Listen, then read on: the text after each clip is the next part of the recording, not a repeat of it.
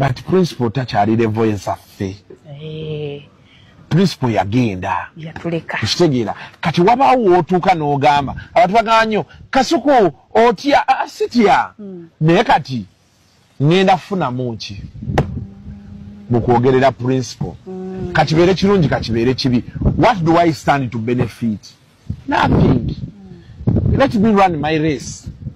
Okitegeere kati ngenda kwogera wabeeyo omuntu eyo afulumye budget yaabo sente olemezifunako ena bamwagala bakunyigidde bamaze obudde bungi bakuvumye kati n'otulasi n'ogamba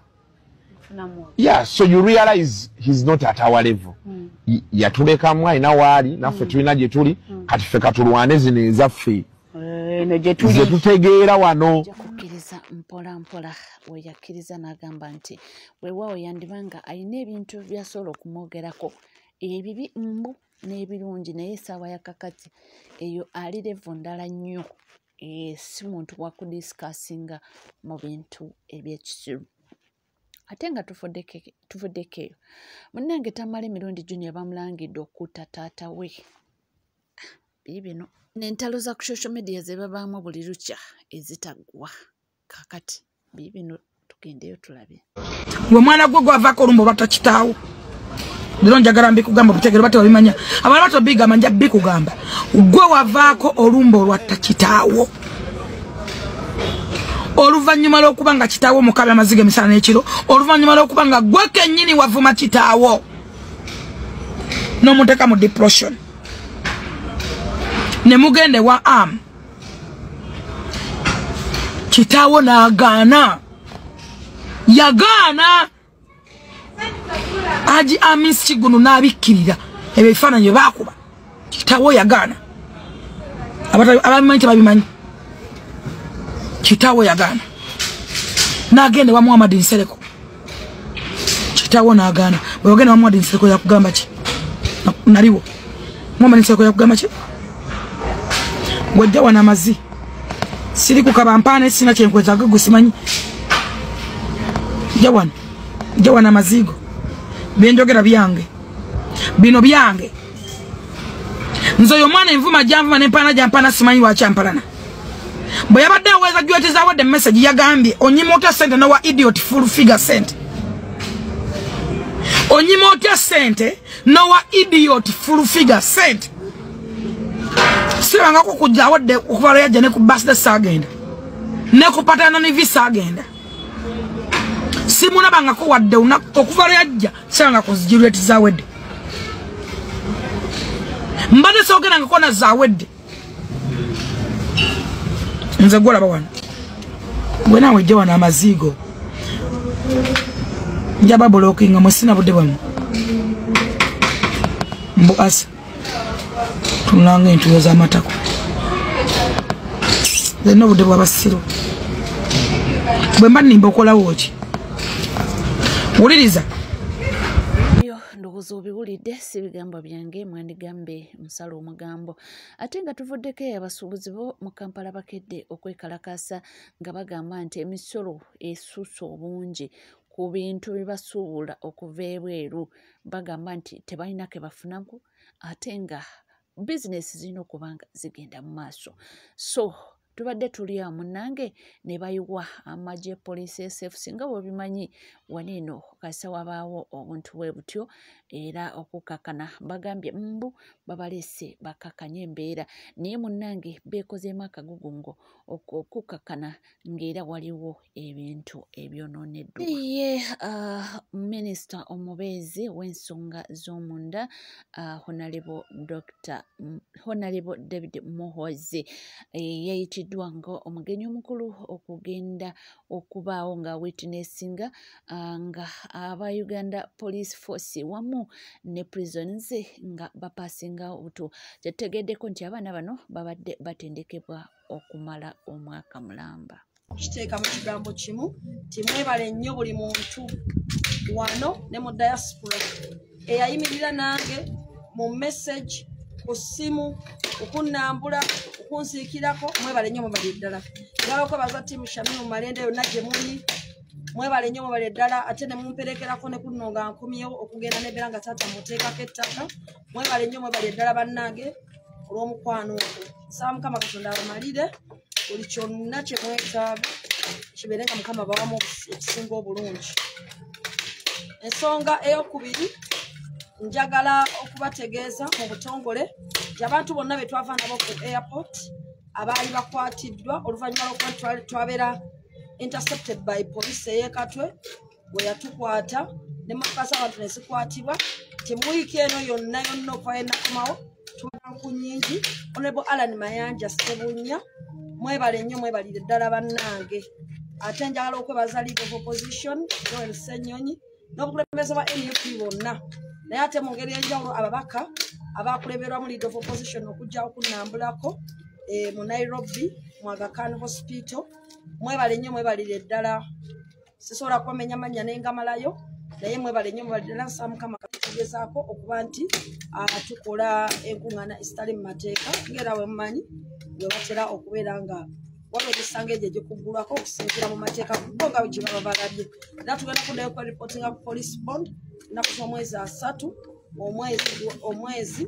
ogwa July 2025 emmotoka zonna abantu ze baali bakutte ku polisi twafuba okulaba nga tuziprocesinga takisi z'abantu ne zivaayo naye ze zaali zifunye damage ne tufuba okulaba nga tuzikwasaganya okulaba nga omulimu ogwo guterera bulungi era abantu bannanyiriza ne basanyuka bulungi nnyo kubanga kati baddamu ne bakola emirimu gyabwe waawo nga bakolera mu mbeera eyakati abagere okunyigirizibwa naye bakula njagala kwebaza ttiimu omwe balakukolera awamu mwenna ne tubeera nga twanunula abantu abo era ffe tugamba nti ffe tuli bamenyi b'amateeka wabula tuli bantu abagoberera amateeka ensonga endala gye njagala okwogerako yeya NUP nga toparticipating mu elective politics nti weesimbyewo oba oli mu Uganda oba oli mu diaspora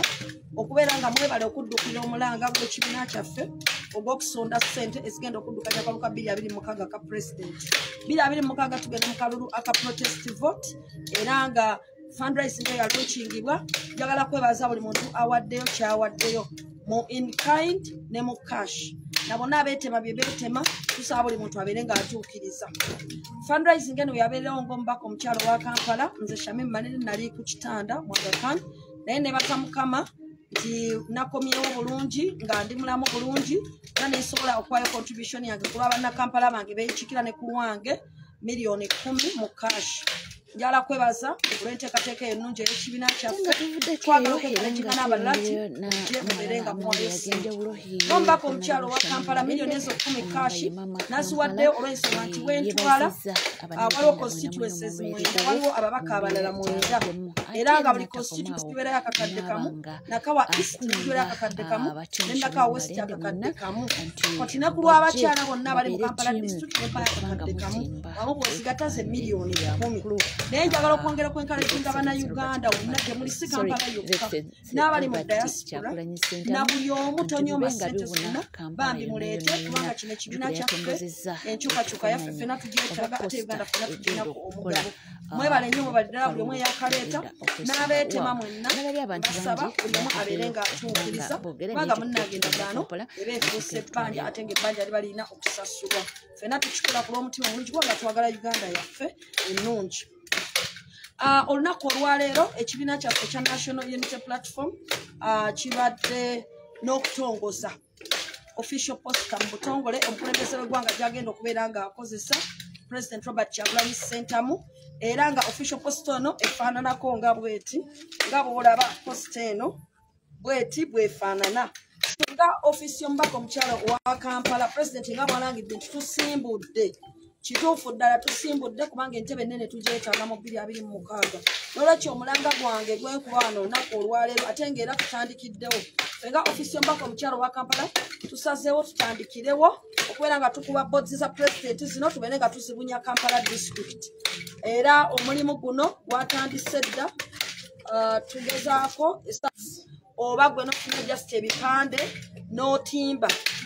nze nga woman MP wa Kampala district nsazeewo okulaba nga ntandikirawo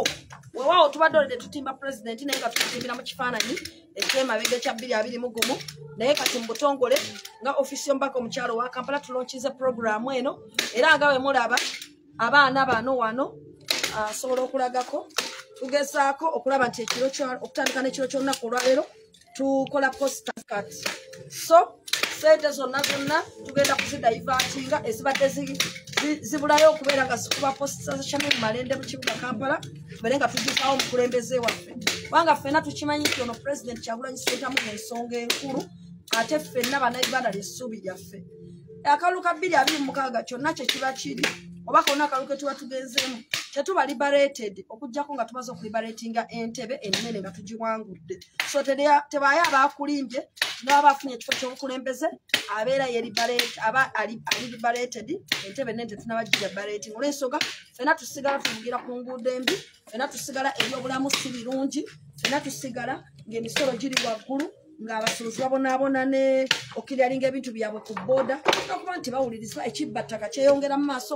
eddembe ly'obuntu okwongera okutyoboola n'okuwambibwa byonna bikyagenda ddala mu maaso so n'olwekyo okujjako nga twongedde okuliberatinga eggwanga lyaffe Uganda ne tuba nga tukozesa kye tuyita protestive vote ne tuba nga omukulembeze ono Kyagulanyi Ssentamu tumutuuza mu ntebe tewali agenda kuba liberated ng'obukulu ono tatudde sooke bijjule mu kibuga Kampala district kino nno njagala era tukikozese ne ku mu areas endala nti bannanga buli omu mu area woli making sure nti president akuba ebipande bye bibuna tukimanyi bulungi tulina abantu bajja bagala omukulembeze waffe abamu bali mu diaspora abalala bali wano abamu bakulembeze abalala si bakulembeze abalala beesimbye abalala tebeesimbyewo naye gwe kyonna kyosobola ng'osobola okuba ebifaananyi by'omukulembeze bambi tumukube tumuwanike kubanga president waffe talina ssente nga yemukimanyi sente bambi talina emirimu gye gyonna gyagootana kubanga gyasiibwa takyayimba takyapafominga n'olwekyo ate nga yesuubi lyaffe obanga tugwolekeza kukola poster za president so ffe tujja kuba tukuba boards zino era mu kibuga Kampala ogenda kubanga oziraba tugenda kutandikira mu ebifo byaffe nga mubimanyi obulungi tubeere nga omukulembeze waffe tumutimba n'olwekyo Olubaga North ojja kumusanga mu Makindye ojja kumusangayo Central omusange tugenda kuba tutambula nga tutalaga nga bwe tukuba naye tugamba nti bambi n'abawulira ng'oyagala okukuba boards zino eza president tetukugaana tugamba nti Shamim byonna yabyesosa abikole yekka naawe kubaawo wooli era oteekeyo kubanga ffenna president waffe ffenna wa Uganda tumwagala ate ffenna twagala tutuuke ku buwanguzi naye so n'olwekyo kino gwe mulamwa omukulu ogw'olunaku olwaleero era ndowooza olunaku olwaleero tugenda kuba tusobodde okuba obuntu obuwerera ddala ndowooza nga 3 ekiro ky'olunaku olwaleero ate n'enkyero kyo tujja kuba tuwongerako era omulimu gw'okubutimbayo n'okubuwanikayo gugenda kutandikira ddala immediately okukirira mu kyama n'otugamba nti feze ndi wa Kyagulanyi Ssentamu Robert wadde ndi eno n'obeera nga naawe oyambako mu kubeera nga oweereza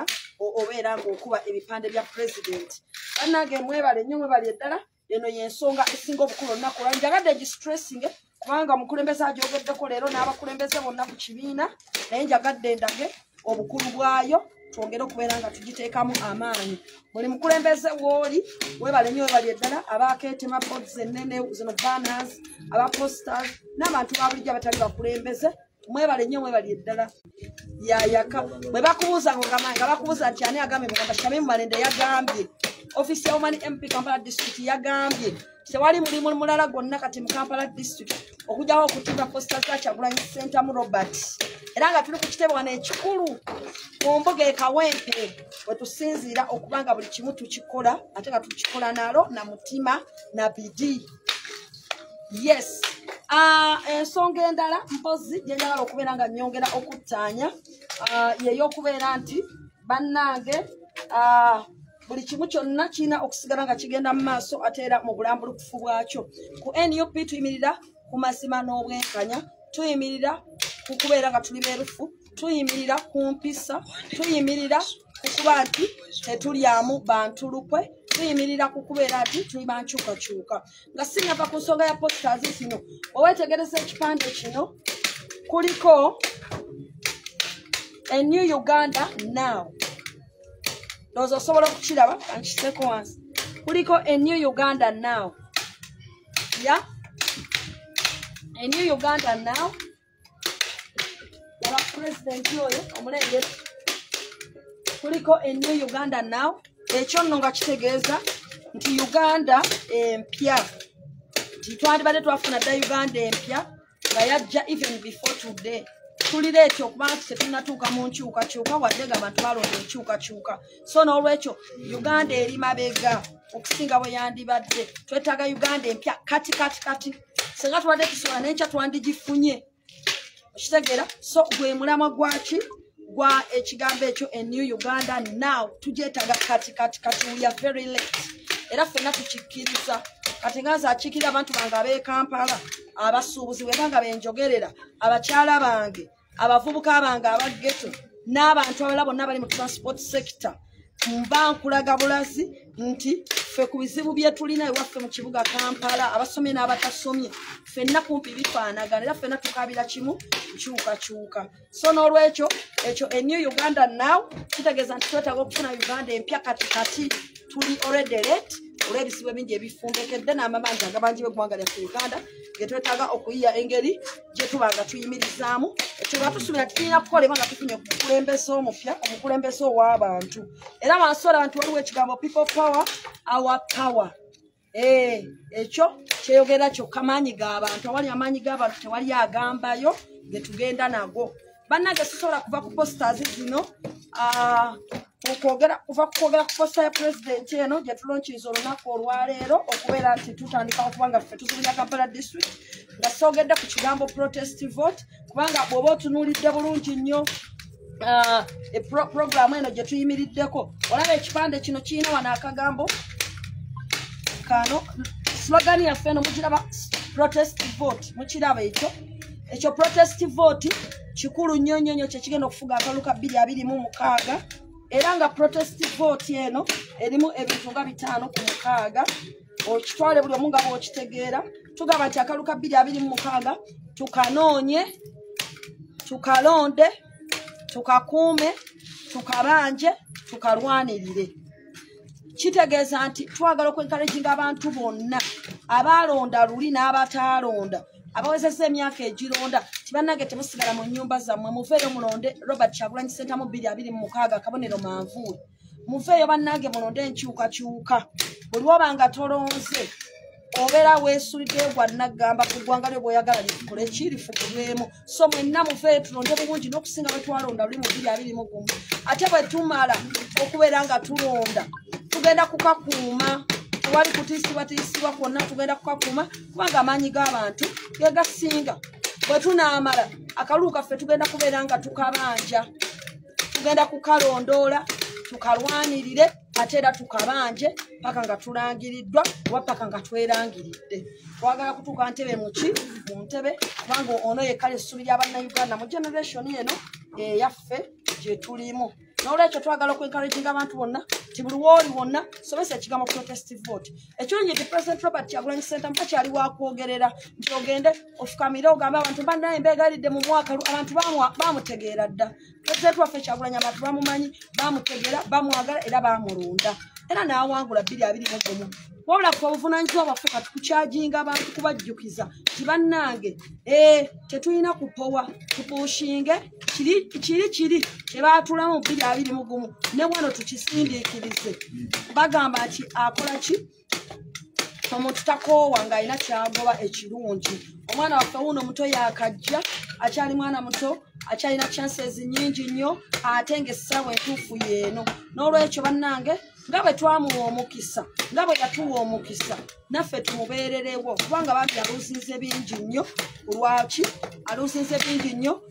olw'ensonga nti bambi alwanirira struggle tukkirize tuganye yeewaddeyo bingi byeyewaddeyo maybe gwandaba byotasobola kubeera ng'oyitamu lwawo nga buli muntu alina kyawaddeyo ku lwa struggle buli muntu alina kyakoze ku lwa struggle tufiiriddwa abantu waffe tulina abalemadde tulina abali mu makomera tulina abaaluusinga emirimu nga tebakyalina basobola kukola bangi nga bawayo struggle 24/7 mwenna tubeebaza naye tukkirize nti akulembeddemu okwetikka omusalaba gwaffe n'ebizibu ye pulezidenti waffe kubanga ye n'emirimu gye gyennyini giri gy'alina okufunamu ssente nagyo baagiyimiriza n'olwekyo nga tulwanirira eddembe lyaffe tulwanirire n'erirye wano atule mu ntebe ye ate entebe yaffe then aberenga ate ensonga zonna naffe zituna abeera ng'akola ki ng'azikolako atukubiriza kusigala nga tuli beesimu gaba amazima twogere nga amazima tuyimirira wali obwenkanya kubanga ne Katonda awo wajja okukola ki okuyimirira tukimanyi nti Katonda obukulembeze yabugaba era yabuwadde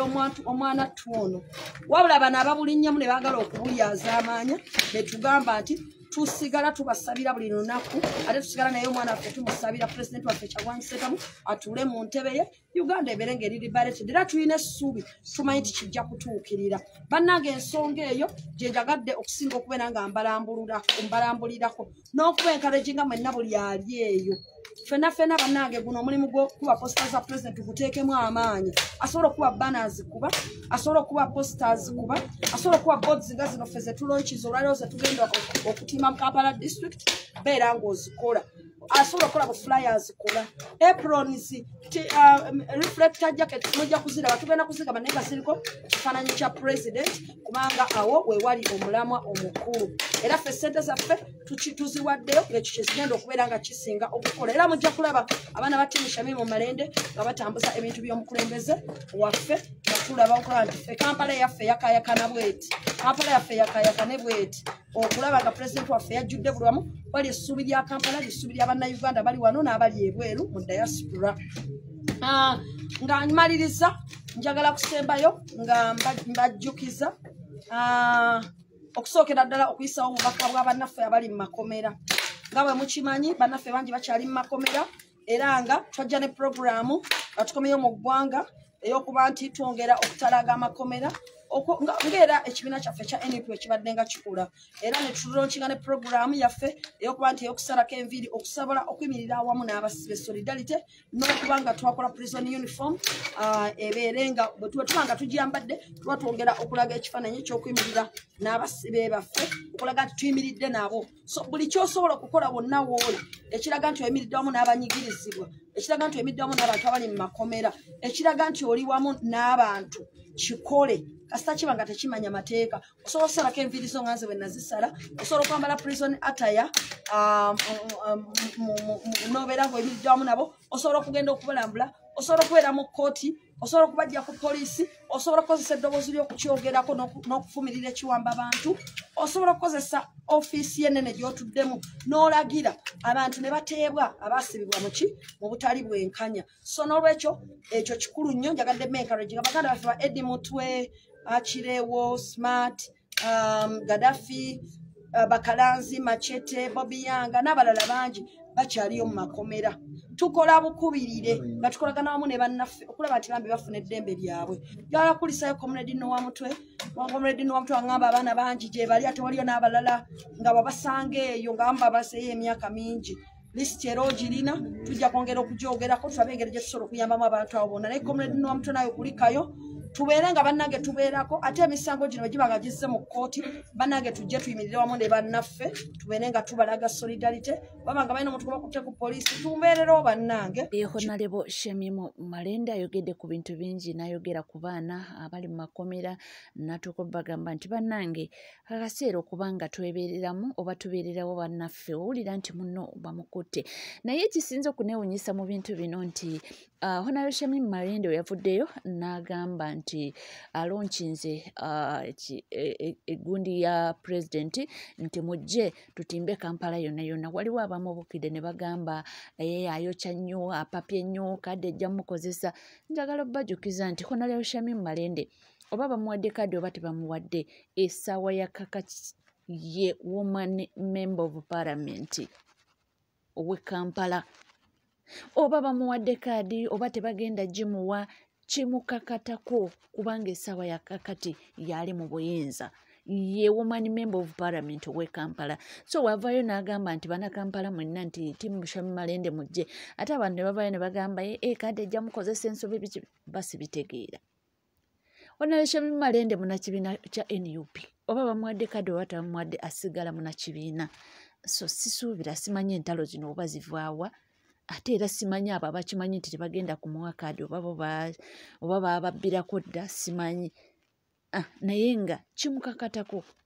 nze siraba nsobi mu kintu kye yakoze ekyokuvayo n'agamba nti nga woman member of parliament mbakoobola mwenna mukwate ebipande tutimbe Kampala yonna ebipande bya mukulembeze Sisuubira nti buli omu akikola yeetaaga kaadi. Aho nze mbasiikirizaganya n'abo abakyogera naye nga mwebale kubanga mwekumidde ku NCK TV ate mwerabira kubanga musubscribinga muringinga that notification bell sharing liking isigadde tukomawo nabyo temuva